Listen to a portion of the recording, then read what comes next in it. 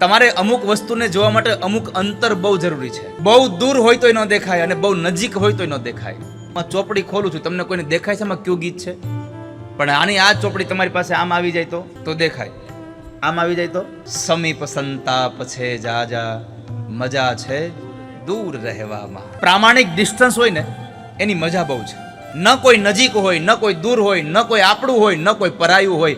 આવી અવસ્થામાં મજા બહુ આવે. ન મેરા ન પરાયા, ન દૂર ન નજદીક. આવી અવસ્થામાં ભગવાન જ્યારે મને કશું જ ન દેખાય ત્યારે મને એમ લાગે છે કે એવા ટાણે તું મારો હાથ ચાલે. જ્યારે મને બધું જ દેખાતું બંધ થઈ જાય ત્યારે કૃષ્ણ તું મારો હાથ ચાલે. અને કૃષ્ણ તમારો હાથ ચાલ્યો છે તમને ખબર ક્યારે પડશે? હાલો, મારે તમને પ્રશ્ન પૂછવો છે. પરમાત્માએ તમારો હાથ ચાલી લીધો એનું પ્રમાણ શું તમારી પાસે?